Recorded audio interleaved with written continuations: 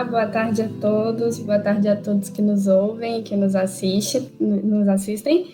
Essa é mais uma edição do Café e Chat, um evento do IRIS, o Instituto de Referência em Internet e Sociedade, que é uma instituição de pesquisa sem fins lucrativos. Esse mês nós reunimos para falar sobre criptografia e investigações criminais. Todos os nossos materiais são abertos e disponíveis no site e no caso do Café e Chat, temos tanto no YouTube quanto nas plataformas de streaming na forma de podcast. Então, estejam convidados a ouvir, não só esse, mas também as outras edições, onde já falamos sobre vários temas aí que estão no contorno de internet, sociedade e novas tecnologias. Eu sou Ana Bárbara, eu sou pesquisadora no IRIS há 2 anos, eu atuo na linha de inclusão digital e na linha de segurança da informação e criptografia. A pergunta que rege essa conversa hoje é: o Estado deve interferir na criptografia para facilitar investigações criminais? E essa pergunta vem no contexto da linha de pesquisa sobre criptografia no IRIS, onde nós temos conduzido uma pesquisa para entender quais são os pontos de dissenso desse debate e de que forma a gente pode contribuir para essa conversa avance. Nos últimos meses, nós fizemos uma bateria de entrevistas com vários profissionais muito capacitados em vários setores, de todos os setores, né, do empresariado, governo, academia, sociedade civil, para conversar com a gente sobre quais são os argumentos mobilizados quando a discussão é essa. O que leva as pessoas a serem contra ou a favor. Entre os resultados preliminares que nós já divulgamos, a maioria das pessoas é contra acesso excepcional. 69% foram contra. E 18% não tinham uma opinião definida e apenas 11% dos entrevistados eram favoráveis. Então, todos os materiais estão no site do IRIS, nós já temos um texto com esses argumentos mapeados, tanto os argumentos contra quanto os a favor, e o paper final está em fase de escrita e daqui a algumas semanas ou nos próximos meses nós poderemos divulgar também. Eu agradeço enormemente ao Diego e à Fernanda que estão aqui conosco para conversar e fazer parte desse debate. Obrigada pelo tempo e disposição de vocês. E eu gostaria de pedir que vocês se apresentassem, falassem um pouquinho de vocês, o que fazem. E bem-vindos. Boa tarde, eu sou a Fernanda Teixeira Souza Domingos, eu sou procuradora da República no Ministério Público Federal, já há muitos anos. Coordeno o grupo de combate aos crimes cibernéticos da Procuradoria da República em São Paulo, cujo foco é o combate à pornografia infantil online e o discurso do ódio online também. E coordeno também o grupo de apoio sobre criminalidade cibernética da Câmara Criminal da PGR, que aí tem uma atuação mais ampla, dá o suporte, o apoio para investigações, para os colegas no Brasil todo, do MPF, trocamos informações e boas práticas com os colegas dos MPs estaduais também, na obtenção da prova eletrônica para qualquer tipo de crime, né? Que aí o escopo é ampliado, os crimes principalmente de invasão, todos aqueles do ambiente cibernético e que envolvem a obtenção das provas eletrônicas. Eu sou o Diego Aranha, eu sou professor associado na Universidade de Aarhus, no Departamento de Ciência da Computação. Por muitos anos eu fui professor nas universidades de Brasília e de Campinas, mas há 3 anos eu mudei aqui para Dinamarca.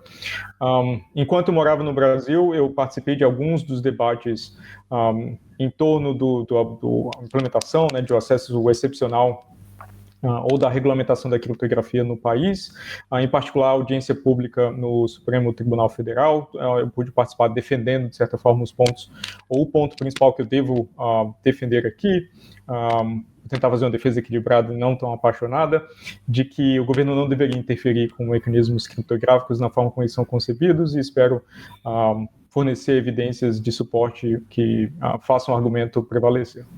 Muito obrigada pela presença de vocês mais uma vez. Para começar, eu gostaria de fazer uma pergunta para o Diego, porque nas conversas que nós tivemos durante o processo de pesquisa, uma das coisas que chamou a atenção foi que muitas vezes a defesa do acesso excepcional mobiliza argumentos jurídicos e políticos, enquanto a posição contrária ela evoca aspectos técnicos de segurança da informação.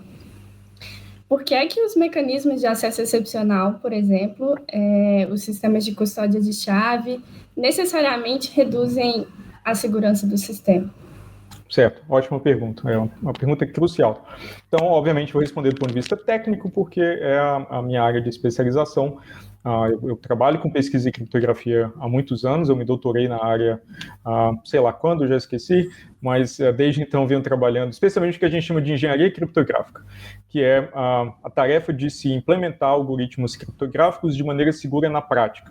Então, o interesse dessa área de pesquisa, dessa sub-área de pesquisa, não é provar a segurança de uma técnica criptográfica no papel, no modelo abstrato, no modelo que seja puramente matemático, mas especialmente instanciar essa técnica no mundo real, considerar que os componentes de software ou de hardware eles serão dispositivos imperfeitos, escritos e produzidos por humanos, e tentar tornar esse ambiente o mais seguro possível. Então, toda técnica criptográfica aqui, a gente, muito provavelmente, a aplicação mais natural que se pensa é de confidencialidade, né? Evidentemente, diferentes técnicas criptográficas da área de criptografia têm funções diferentes, mas quando a gente fala em acesso excepcional, na maioria das vezes, a referência é a confidencialidade. Então, partes trocam comunicação encriptada, comunicação cifrada utilizando algum segredo, e há um interesse de um terceiro interceptar essa comunicação de maneira legítima ou não. Então, o projeto de técnicas criptográficas é exatamente estabelecer uma comunicação entre duas partes que estão numa distância muito grande, a ponto de não ser viável a comunicação presencial, que obviamente seria uma abordagem mais segura até e conveniente. Tentar transportar as garantias de confidencialidade que nós temos na comunicação presencial para uma comunicação remota, onde há uma distância entre os interlocutores, onde há uma série de nós e computadores entre eles que roteiam tráfego e passam pacotes de um lado para o outro, de forma que todos esses pontos intermediários não tenham acesso ao conteúdo que está sendo transmitido. Quando eu digo os pontos intermediários, isso inclui os roteadores de internet, o provedor de internet que fornece conexão para a sua casa, o produtor, a empresa por trás do aplicativo de mensagens em particular que está sendo utilizado. A gente pode pensar no WhatsApp, no Telegram, em vários dos aplicativos que implementam comunicação cifrada. E a ideia é, se os segredos que protegem essa comunicação estão disponíveis apenas nas pontas, esses nós intermediários não conseguem interceptar a comunicação, e do ponto de vista da técnica criptográfica, qualquer nó intermediário é visto como um adversário. Então, não há uma distinção quando se projeta uma técnica criptográfica de que esse é um adversário legítimo, digamos assim, porque seria um agente do Estado com a prerrogativa de acesso excepcional, ou um agente ilegítimo, de repente é um funcionário de um provedor de internet atrás de capturar tráfego porque tem informação financeira de alguém aparecendo naquela comunicação, até personificar uma das partes para tentar extrair a informação sensível da outra parte. Então, quando você projeta uma técnica criptográfica que precisa ter esse mecanismo ou essa prerrogativa adicional de um terceiro que é tido como legítimo a poder ter acesso ao conteúdo, primeiro, o protocolo fica mais complexo. Quanto mais complexo um protocolo, maior a chance de simplesmente aparecerem vulnerabilidades, porque são humanos escrevendo código no fim das contas. Assim. Segundo, você precisa harmonizar o acesso a diferentes entidades que possam ter interesse em capturar esse conteúdo. Não necessariamente essas entidades são legítimas e fazem parte do governo democrático do estado onde você reside, pode haver interesse também de entidades outras, assim. Mas o que eu diria que é universal é que é preciso implementar, quando se considera o acesso excepcional, é preciso implementar, projetar um protocolo criptográfico que tem uma funcionalidade que não traz segurança para as pontas. Então, esse é um protocolo necessariamente mais complexo e que abre a possibilidade de abuso nesse ponto de intervenção adicional que foi introduzido no projeto da técnica. Certo, excelente. Muito obrigada, Diego. Esse debate sobre criptografia e acesso excepcional se intensificou muito no Brasil nos últimos anos, em especial depois dos acontecimentos dos bloqueios do WhatsApp, né, em 2015 e 2016. Esses acontecimentos fizeram com que o debate viesse à tona com muito mais força. Assim, um debate que já aconteceu em outros países, em outros contextos também. Mas isso foi 5 anos atrás e desde então parece que nós avançamos no sentido de trazer mais visibilidade para os argumentos e entender melhor o que está em jogo nesse debate. Nesse sentido, houve o início do julgamento das ações no STF sobre os bloqueios e foi bastante comentado o voto da ministra Rosa Weber, em que ela considera que a restrição do uso de criptografia seria inconstitucional. E eu gostaria de perguntar para a Fernanda, na sua experiência no poder público, como tem sido essa discussão dentro do law enforcement de lá para cá, né, desde 2015, 2016. Você acredita que há um consenso a favor do backdoor, do acesso excepcional, como parecia haver há 5 anos atrás? Ou o que houve de mudança no debate de lá para cá? Eu gostaria primeiramente de fazer um disclaimer, porque desde então, toda vez que eu vou em algum evento que tenha sociedade civil, parece assim que a autoridade é o vilão, afinal de contas, nós queremos acabar com a criptografia e invadir a privacidade de todo mundo. Eu acho que assim é bem importante dizer que o nosso papel é justamente de proteger a sociedade, além de desvendar os delitos, né, os crimes. A intenção é o quê? É prevenir muitos crimes, né? Quando as autoridades fazem uso de instrumentos para interceptar comunicações, sejam elas telefônicas, telemáticas, a gente está evitando o quê? Homicídios, sequestros, né, do cidadão comum. Então, eu acho importante deixar isso claro, que o law enforcement não é o vilão. Agora, e acho importante contextualizar também os bloqueios do WhatsApp. O primeiro bloqueio do WhatsApp, quando ele aconteceu, foi determinado pela juíza da Vara Estadual de São Bernardo do Campo, que eu conheci. Nesse momento, não havia ainda instalada a criptografia ponta a ponta. Tá? Então, assim, e não foi obedecido naquele momento a ordem, houve muita confusão de informações. Logo em seguida foi implementada a criptografia de ponta a ponta. E eu posso dizer o seguinte, que foi nesse momento em que o direito e a tecnologia se encontraram inevitavelmente, porque o judiciário, o Ministério Público, as autoridades não sabiam o que era criptografia de ponto a ponto.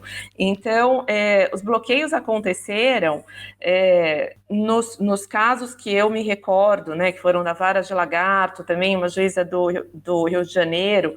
Eram sempre casos muito graves, investigação de tráfico de drogas, de sequestro, onde havia necessidade de saber o conhecimento, de ter conhecimento acerca das comunicações, pelo menos como tradicionalmente a gente faz as investigações, né? Que tradicionalmente eram feitas através de interceptações telefônicas. E então, de uma hora para outra, aparecem esses mensageiros eletrônicos e, além disso, com essa criptografia de ponto a ponto, que as autoridades não compreendiam isso. Como assim a empresa não tem acesso e não pode nos fornecer? Então, até que foi muito importante o papel do professor Aranha, na época também, e a audiência pública que aconteceu no STF, para esclarecer, né, e aí nós conseguimos compreender que a empresa não podia, naquele momento, simplesmente fornecer o conteúdo, porque, de fato, eles não tinham acesso. Para que isso fosse possível, ou a gente tinha que proibir essa criptografia de ponto a ponto, ou a empresa precisaria alterar o design do seu app, né, da ferramenta. Então, assim, isso contextualizado, naquele momento houve mesmo esse debate, e então que nós fomos compreender que não é possível impedir a criptografia, até porque, mesmo com a criptografia ponto a ponto, até onde eu conseguir entender, nós estamos muito vulneráveis. É a coisa mais fácil do mundo. A gente tem visto recentemente, o ano passado, as invasões nos sistemas, né, de computação, nas redes, nos dispositivos. A coisa mais fácil do mundo é invadir. Se eu não tiver a criptografia como uma camada mais para proteger as comunicações, a nossa privacidade, né, é um valor que não vai ter nenhum tipo de proteção. Então, assim, agora, é um debate muito difícil, porque desde então nós temos percebido que, assim, as pessoas da área de tecnologia nos explicam, não, se eu enfraqueço a criptografia, esse enfraquecimento vai ser geral. Então, eu vou estar enfraquecendo a proteção de uma forma geral. E nós ficamos pensando o seguinte, bom, será que existe alguma forma de enfraquecer a criptografia de uma forma individualizada, né, focada? Pelo que eu entendi do debate até presentemente, isso não é possível, né? Que isso, a criação de um backdoor vai acabar atingindo a população em geral. Eu sei que os Five Eyes, né, os países Inglaterra, Austrália, Canadá, Nova Zelândia, Estados Unidos, eles estão, e mesmo a União Europeia, eles estão com um pensamento voltado, eu não sei exatamente como seria essa solução, mas eles endureceram esse discurso no sentido de que precisaria sim ter um backdoor, as empresas teriam que dar um jeito de tirar a criptografia para o law enforcement acessar.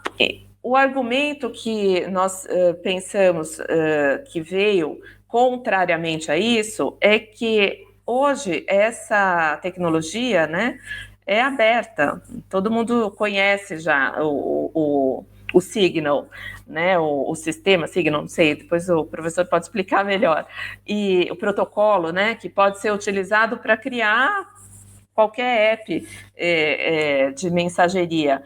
E então não adiantaria nós obrigarmos as empresas que estão estabelecidas e reguladas a fornecerem o backdoor, porque simplesmente os criminosos migrariam ou para outros dispositivos ou criariam o seu próprio. E então a gente não teria como fazer esse acesso. Foi pensado, então, existe, não sei se eu já estou adiantando, mas o pensamento que nós temos tido atualmente é que uma solução possível e melhor para que essa quebra da privacidade, né, o afastamento do sigilo dessas comunicações fosse feito, seria o hacking governamental, que inclusive já é regulamentado legalmente em alguns países, porque seria uma autorização judicial bem específica para um alvo ou alvos específicos, com limites nessa interferência, né, da privacidade, porque ainda tem esse outro problema, né, quando a gente inocula um spyware no dispositivo de alguém, não é mais como na comunicação telefônica, que era só aquelas conversas.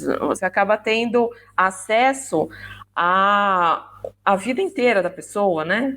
Pode até, imagino, a câmera, a imagem, não sei, a invasão é muito maior. Então, eu acho que existe essa preocupação de como regulamentar isso, qual o limite disso, se a própria ferramenta seria capaz de se autolimitar, né? Ou se eu teria acesso a tudo e aí no processo eu limito, mas infelizmente o que a gente tem visto é que mesmo que legalmente eu diga que não pode aparecer, mas no dia seguinte está vazado e todo mundo viu, e aí acabou a reputação da pessoa, né? Então, não sei, é um debate difícil, mas que eu vejo e o Ministério Público Federal e as forças da lei hoje veem como, sim, já entendemos que o backdoor não funciona, mas alguma solução a gente precisa para seguir investigando, né? Porque os criminosos migraram para o mundo virtual. Como que nós vamos fazer? Então, é nesse sentido. Essa procura do meio termo é uma coisa que aparece bastante, né? Várias pessoas têm pontuado, precisa de uma solução e tal. E como você apontou, Fernando, ultimamente tem se falado muito em government hacking. É uma palavra que está até meio na moda por agora. No contexto desse debate, isso volta à tona, e seria a possibilidade do Estado se valer da exploração das vulnerabilidades não intencionais das plataformas ou dos dispositivos para obter acesso às informações necessárias para as investigações. Em alguns países isso é regulado, como você disse, e eu acho que no Brasil isso volta a estar em pauta, né? Eu gostaria de saber se vocês têm acompanhado esse debate e o que vocês identificam como risco ou potencialidade dessas práticas, e se isso seria uma solução ou, ao contrário, traria mais problemas. Bem, eu penso assim, né, a interferência governamental no projeto de implementação de algoritmos criptográficos, como a Fernanda colocou muito bem, tem um impacto global em toda a base de usuários, assim, né, porque você força a utilização de um protocolo que é necessariamente menos seguro do que aquele protocolo que foi construído apenas para duas pessoas se comunicarem. Agora tem duas pessoas se comunicarem, tem um grampo ali no meio que pode ser o governo dos Estados Unidos, pode ser o governo do Brasil, pode ser a Arábia Saudita, pode ser um monte de canto. Então, isso é muito difícil, de fato, de implementar de maneira segura, e não há solução na academia decente para esse problema. Assim. O que se discute um pouco na academia como talvez uma maneira de relaxar mecanismos de segurança é para a encriptação de mídias nas pontas. Assim, né? Porque, evidentemente, se você protege o canal de comunicação, uma alternativa imediata para a investigação criminal é tentar recuperar a informação que está armazenada nas pontas, o histórico de mensagens, né? A forense de dispositivos para recuperar mensagens apagadas, até mesmo extração de material criptográfico que permita recuperar backups e por aí vai, né? Acessar a informação armazenada na nuvem. Então, evidentemente, as empresas também estão interessadas, e os projetos independentes, em proteger as pontas contra ações legítimas ou não, né? Porque, novamente, quem projeta o algoritmo criptográfico que encripta o armazenamento interno de um celular não sabe que se quem está tentando quebrar contornar aquele dispositivo é o Estado ou é um criminoso que simplesmente roubou esse celular e está tentando recuperar informação sensível, né? Então, novamente, esse problema aparece. Assim. Mas eu vejo algumas alternativas muito incipientes na academia que tentam encontrar algum meio termo para o armazenamento nas pontas, já que proteger o canal de comunicação empurra a investigação também para as pontas. Assim.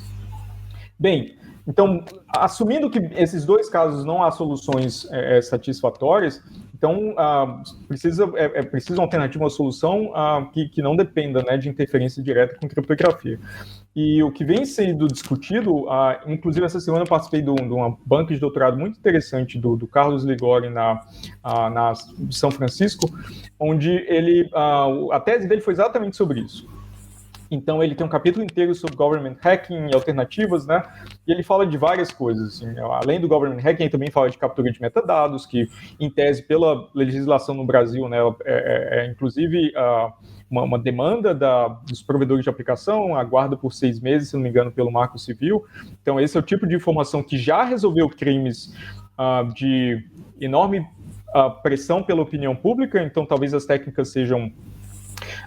elas não escalam, então elas precisam até da colaboração do provedor de serviço para ter um acompanhamento fino, né? Mas, de qualquer forma, elas já foram colocadas em prática e tiveram sucesso em casos muito particulares.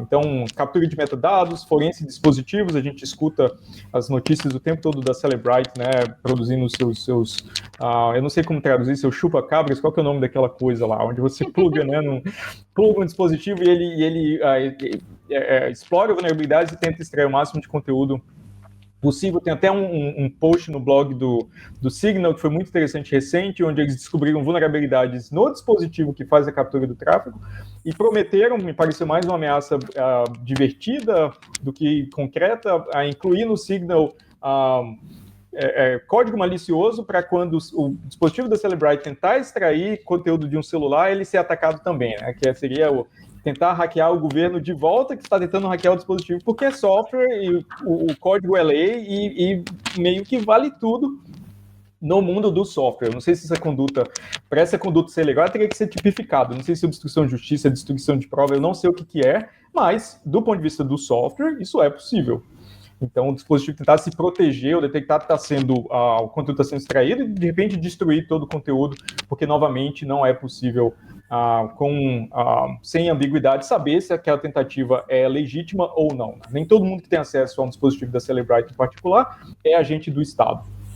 Então, eu diria que o debate do acesso exclusivo, né, do backdoor, do front door, qualquer que seja a terminologia utilizada, mas do acesso excepcional à comunicação cifrada, ele meio que se transforma no debate de quais são as alternativas ou ainda no government hacking. Evidentemente, a vantagem de uma exploração direcionada é exatamente, por definição, ser direcionada, né? Então, o Estado passaria a usar, novamente, não sou jurista, mas acho que seria uma extensão do monopólio da violência, de certa forma, né? De causar uma violência, ainda que no mundo digital, que você está, de fato, explorando a vulnerabilidade num dispositivo de alguém, né, para extrair informação sensível. Então, não deixa de ser um ato, entre aspas, violento, certo? Mas aqui é meu conhecimento de jurista de boteco, assim, né? Então não é qualificado. Mas, de qualquer forma, é direcionado, mas que precisa ser cuidadoso também, porque, como já foi mencionado, né? De fato, você pode extrair o conteúdo da vida de alguém inteiro, inclusive conversas com outras pessoas, e-mails de outras pessoas, né? De outras instituições. Então, isso precisa ser feito com muito cuidado. E isso é bem difícil de controlar também, porque não basta ter o acompanhamento jurídico, né, e de autorizações e permissões para que esse tipo de intervenção seja feita, mas isso vai depender também simplesmente da ética e do caráter do agente de polícia que está fazendo essa intervenção, assim como o mandado de busca e apreensão depende, de certa forma, do treinamento, da ética do agente de polícia. Quer dizer que a gente não permite agentes de polícia executarem mandado de busca e apreensão, mas a gente sabe que existem abusos também, mesmo no exercício da lei, isso é evidente. Assim.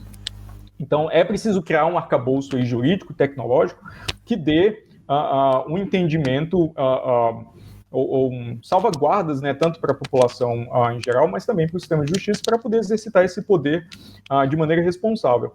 Mas, às vezes, assim, o que me deixa impressionado, e foi algo que eu observei nessa tese de doutorado em particular, é que há, ainda assim, um meio termo entre esses dois extremos. Eu vejo alternativas simples, de baixo custo, sem a sofisticação tecnológica de explorar uma vulnerabilidade num dispositivo remoto, como, por exemplo, infiltrar um usuário num grupo de conversas. Né? A boa e velha engenharia social é utilizada no mundo físico, e na tese em particular que eu mencionei, há um relato de 2 casos, se eu não me engano eram 2 casos, que utilizaram desse artifício, onde, se eu não me engano, em um deles houve uma infiltração de um agente, em outro caso o celular com o mesmo número foi habilitado, né, usando aquele ataque lá de você trocar, você usa da cooperação da operadora de telefonia para habilitar um outro celular com o mesmo número, que de repente passa a receber mensagens no lugar do celular original, celular atacado, que fica indisponível, mas talvez por algum tempo seja suficiente para coletar evidências.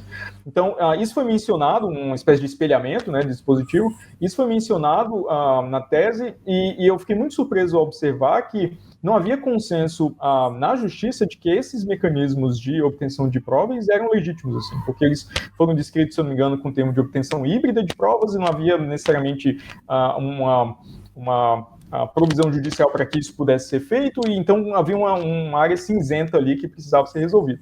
Então, assim, eu, novamente, não sou jurista, não sei exatamente como esses processos caminham, Mas eu fiquei um tanto impressionado de uma alternativa de baixo custo, que foi defendida por várias pessoas, inclusive, né, na audiência do STF, como sendo direcionada, menos invasiva do que a intervenção direta dos mecanismos criptográficos, foi encarada como talvez desproporcional, como uma inovação que precisa de uma regulamentação mais cuidadosa pela própria justiça. Então, observa-se que o problema não é apenas técnico ou da comunidade científica que fica lá falando não toca na minha criptografia, o problema tem em outro lugar, né? É que encontrar um consenso é difícil porque isso envolve direitos fundamentais, né? Envolve entidades com interesses muito distintos. Então, esse é um cenário que não é simples, é um cenário desafiador. O que eu tenho a comentar, acrescentar aí o debate é que, assim, existe uma decisão, não sei se foi essa que se referiram, mas existe uma decisão da ministra Laurita, do STJ, de um caso de utilização do WhatsApp Web, né? E aí os policiais tiveram acesso ao aparelho celular momentaneamente ali na hora da busca, conseguiram, não sei exatamente como, espelhar e deixaram de volta o celular, então eles conseguiam acompanhar o que estava acontecendo, né? Deixaram a janela do WhatsApp Web aberta e aí passaram a acompanhar todo o que estava acontecendo. E o argumento da ministra para não aceitar essa prova é que, primeiro, com isso, os agentes eles estariam tendo acesso a todo o passado, e isso não teria sido autorizado, né? Que a ordem era dali para frente. E na verdade, a hora que você faz esse espelhamento, você tem o acesso a tudo, ao passado inteiro, tudo que tiver ali armazenado naquela conta de WhatsApp, passando muito além do limite do que seria razoável na investigação. E que também, me parece, seria possível alterar o conteúdo, né? Então, não haveria um controle. Eu não sei se... como chama, pericialmente, me parece que não seria possível identificar essa alteração do conteúdo. Então, ou seja, tornando a prova inconfiável. Agora, essa questão essa alternativa da infiltração, que várias vezes eu já ouvi, né, em grupos, por que não infiltra, então, em vez de infiltrar o spyware, infiltra uma pessoa como normalmente se faz. Mas essa é uma alternativa, claro que é viável, mas na prática, uma infiltração desse tipo leva muito tempo, porque, principalmente se é um grupo estabelecido, criminoso ali, para eles aceitarem um integrante novo, leva tempo para se ganhar confiança. E muitas investigações a gente precisa de um acesso rápido, né? Então, aqui raciocinando sobre isso, eu fiquei pensando, talvez uma forma de limitar o uso do spyware seria, de fato, limitá-lo para questões muito específicas, questões muito urgentes, talvez, né, de emergenciais, para que fosse utilizado o mínimo possível.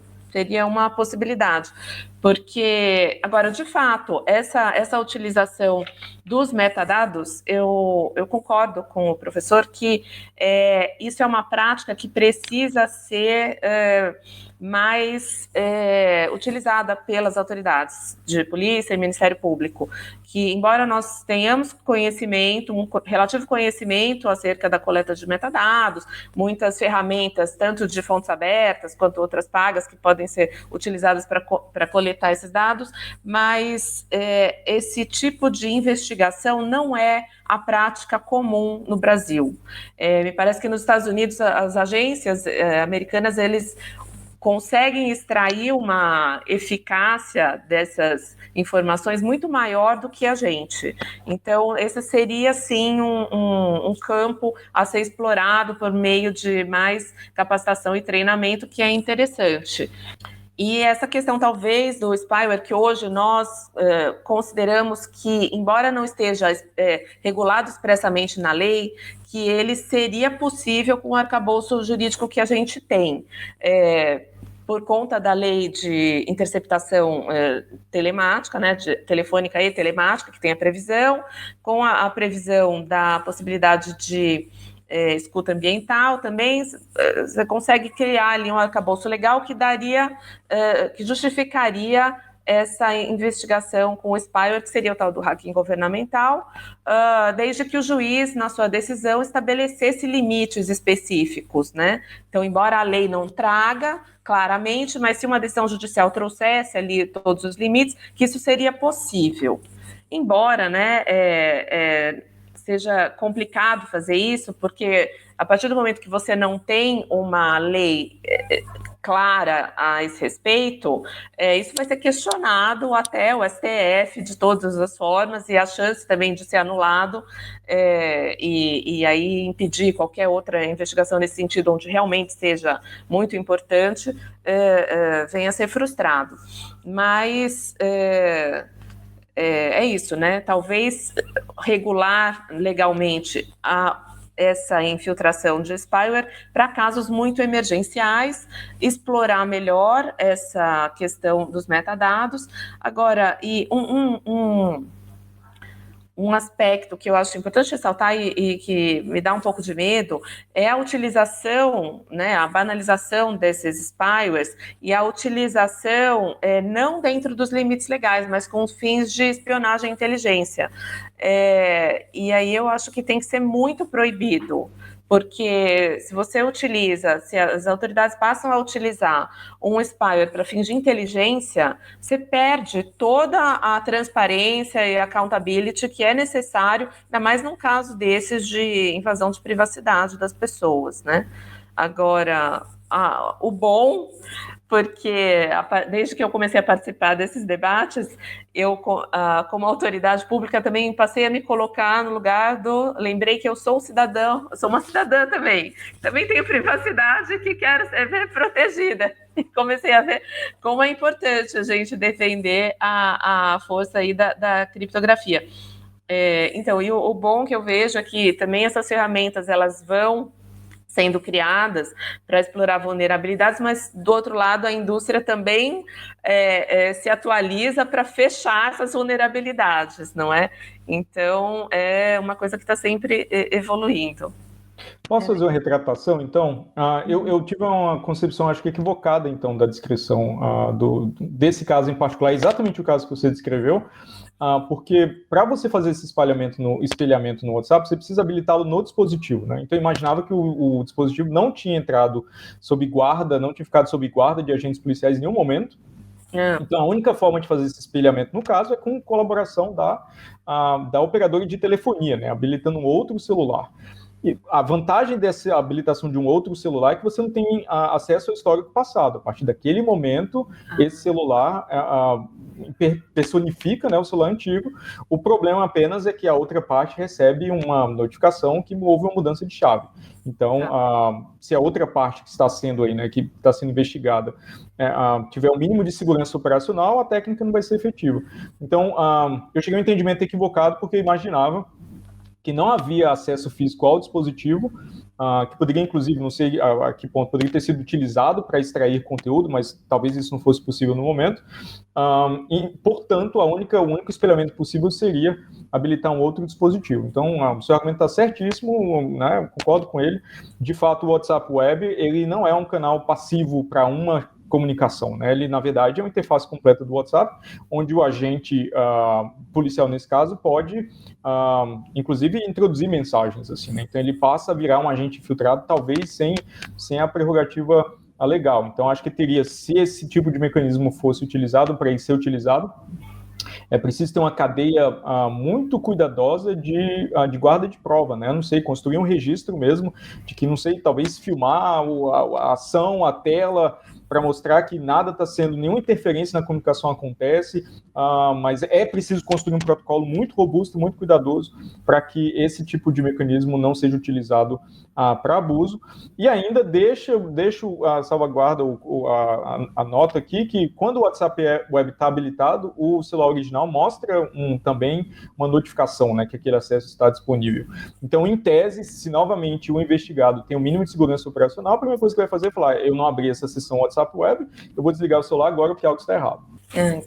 Entendi. Mas aí a gente tem que ficar consultando, né? Eu, como usuária, depois que eu aprendi, eu fico consultando as minhas telas abertas, mas antes eu não consultava. Então, eu tinha várias sessões abertas e nunca nem sabia sobre isso, né? Então, às vezes, esse alerta aí não serve para o usuário. Mas entendi, exatamente.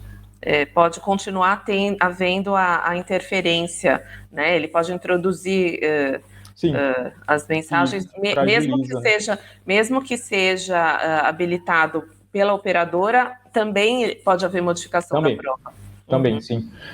E aí, como resolver novamente um problema de protocolo, né? Você tem que construir assim como quando um objeto é capturado numa cena de crime, tem todo um protocolo para preservá-lo, né? Extrair digitais e etc. Assim. Então, uma ideia parecida precisa ser construída. Não sei se é possível construir de maneira robusta o suficiente, mas eu acho que talvez esse seja o ponto a ser discutido, não?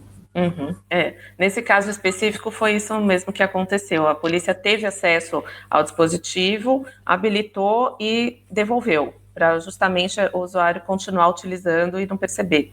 Entendi. Obrigado pelo esclarecimento. Assim, a minha versão do caso estava equivocada. Imagina. Muito obrigada pelas contribuições, Fernanda. É muito interessante esse ponto que você traz sobre essa tecnologia sendo usada para inteligência e o quanto que isso pode ser perigoso, né? Porque uma das discussões que a gente tem tido no IRIS é que essas tecnologias precisam ser pensadas em contexto, né? Em contexto de governos autoritários, de ameaças democráticas, enfim, isso tudo precisa ser mensurado, né? E quando é, enfim, utilizado para outros fins, isso pode ser muito nocivo aos direitos fundamentais, né, e garantias. O que eu ia acrescentar é que, assim, claro, a partir do momento que existe a ferramenta, não tem como você dizer que ela não vai ser utilizada, mas eu entendo que, pelo menos, que não deve ser permitido, né, que o arcabouço legal deve dizer que essa ferramenta não pode ser utilizada para fins de inteligência, tem que ser utilizada nos limites da lei. Inclusive, há notícias dessa semana que são preocupantes nesse aspecto, né, com tentativas do governo brasileiro de adquirir sistemas de vigilância / extração de sinais para inteligência, talvez não da maneira mais legítima possível. Então, tem que ficar de olho aberto. Pois é. Eu achei, eu não tenho certeza, né, mas sobre esse software especificamente, em contato que eu já tive com law enforcement da Europa, do Pegasus, né, o que me disseram é que as vulnerabilidades que esse software explora já teriam sido superadas pelos dispositivos. Então, talvez ele sirva para, né, possa ser utilizado em dispositivos mais antigos, mas que dispositivos mais novos já não têm a vulnerabilidade que ele explora. Então, né, mas de qualquer forma a gente sabe que vai ter uma população vulnerável, né, a isso. Eu acho que de alguma forma isso comunica, né, essas tentativas, assim, nos colocam a debater e, de novo, averiguar o que está em jogo, né, desse debate. Nas últimas semanas nós fizemos umas enquetes na plataforma do IRIS para perguntar se as pessoas eram favoráveis ou não a acesso excepcional e quebra de criptografia para fins de investigação, e a maioria das pessoas são contra, a maioria das pessoas que votaram. Em segundo lugar, vinham as pessoas que sim, apenas para crimes, investigar crimes, e somente uma pessoa votou sim. Foram 23 votos negativos e um positivo. E 9 pessoas disseram não ter opinião formada. A gente também deixou aberto para que, se as pessoas quisessem fazer perguntas, elas podiam depositar. E aí eu vou deixar livre para quem quiser comentar. Uma das perguntas diz o excesso de intervenção e vigilância. Quais seriam os limites entre essas duas coisas? O segundo é a viabilidade técnica de acesso excepcional. Acho que isso foi respondido pelo professor Diego. Excesso de intervenção e vigilância, quais seriam os limites?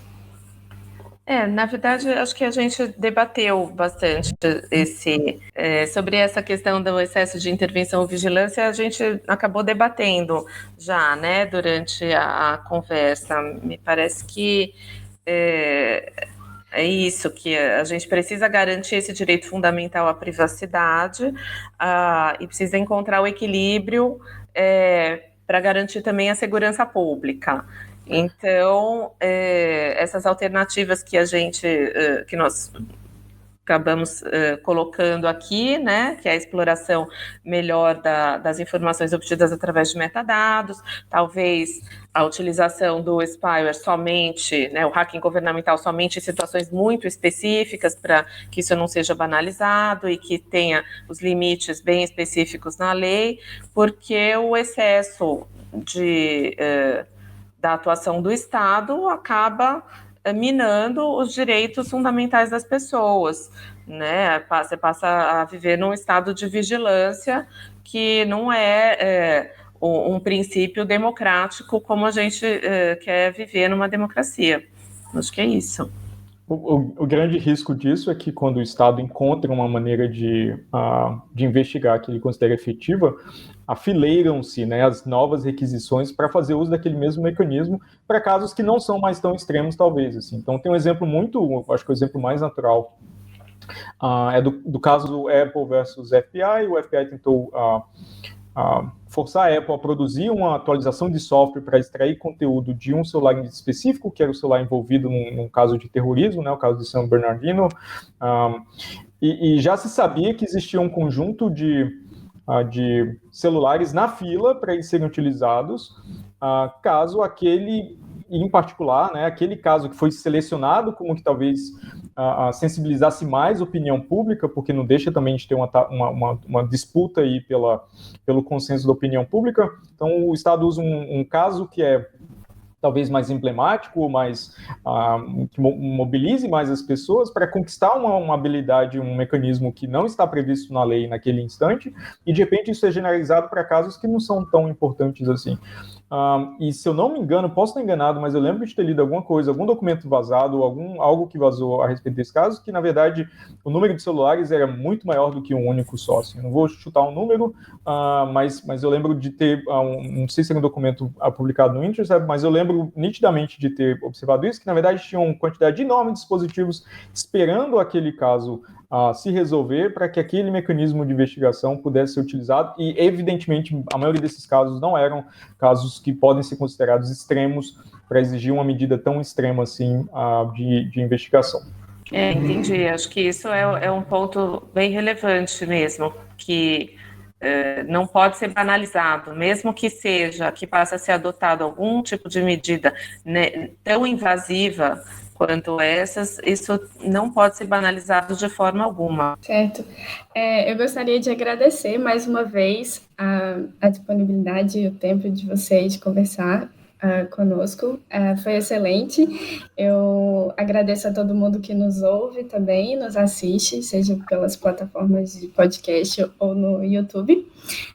Eu reforço que os materiais de pesquisa do IRIS são todos abertos e estão disponíveis no nosso site e nas nossas redes.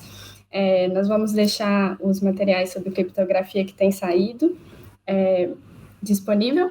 E eu gostaria de passar, então, para vocês, para que a gente encerre, para que façam suas considerações finais e retomando a pergunta que norteou o nosso debate, que é: o Estado deve interferir na criptografia para facilitar investigações criminais? E, mais uma vez, muito obrigada, e eu passo para vocês que façam suas considerações finais. Então, para resumir o ponto, né, e aí eu vou fazer uma citação ao voto da ministra Rosa Weber, no caso em particular dos bloqueios do WhatsApp, que ela viu muito a criptografia como uma tecnologia que habilita a possibilidade de se exercer direitos, né, tanto direito de liberdade de expressão, quanto a dignidade, a integridade física e assim por diante. Então, ela termina funcionando como uma tecnologia garantidora, né, que direitos possam ser exercidos. Então, ela deve ser protegida e fomentada pelo Estado, e que o Estado deve, inclusive, fazer uso para proteger os seus investigadores também, seus agentes de polícia, para que eles possam conduzir suas próprias operações de maneira segura.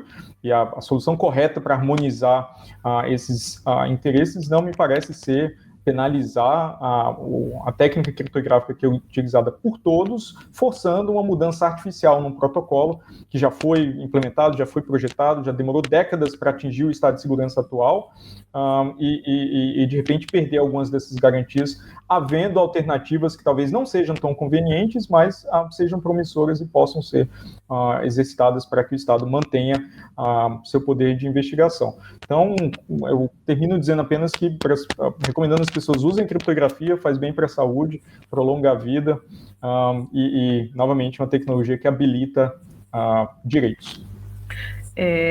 Eu queria fazer uma observação que até me esqueci na minha fala de falar, a respeito dessas ações, inclusive do WhatsApp, que foi muito produtiva a audiência pública, inclusive os votos trouxeram essa análise, né, a respeito da criptografia em si, mas lembrando que o objeto das ações não é a criptografia.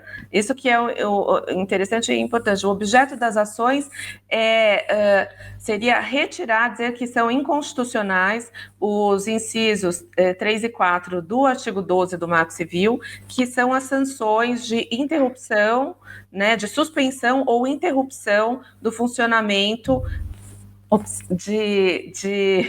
das empresas, né, dos provedores de internet, que não estariam de acordo com os artigos anteriores, o 10 e o 11. E aí eu gostaria de, saindo um pouco do foco da criptografia, mas para deixar claro, né, já que a gente está contextualizando, que o Ministério Público Federal defende, sim, a constitucionalidade dos incisos 3 e 4, que eles têm que estar na lei, que, aliás, mesmo que eles não estejam na lei, eles seriam possíveis de ser aplicados com base no poder geral de cautela, né? Mas que é importante que eles estejam ali no Marco Civil, mesmo que haja, o ministro Fachin fez uma interpretação diferente, né? Que esses incisos não poderiam ser utilizados pelo descumprimento da ordem judicial, ele fez uma interpretação mais ali conforme o que está no Marco Civil, mas ainda não terminou o julgamento.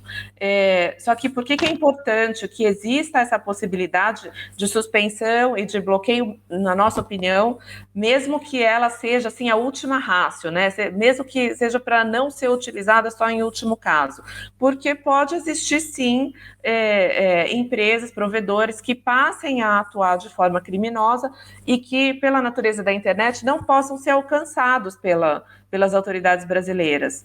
E a gente precisa ter alguma forma de garantir a soberania e impedir a atividade criminosa. Então, por isso que nós entendemos que os incisos, eles são constitucionais e eles devem estar na lei, sim.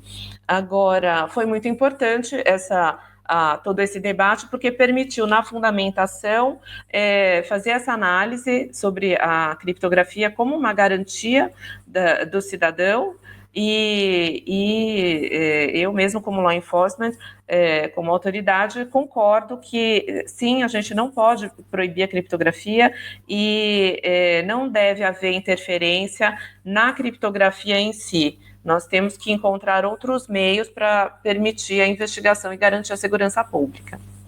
E queria agradecer, então, o convite também, e uma honra poder estar aqui debatendo com você e com o professor, né, Aranha, que é referência para nós também. Muito obrigada. Eu agradeço também, foi um prazer, foi uma ótima conversa.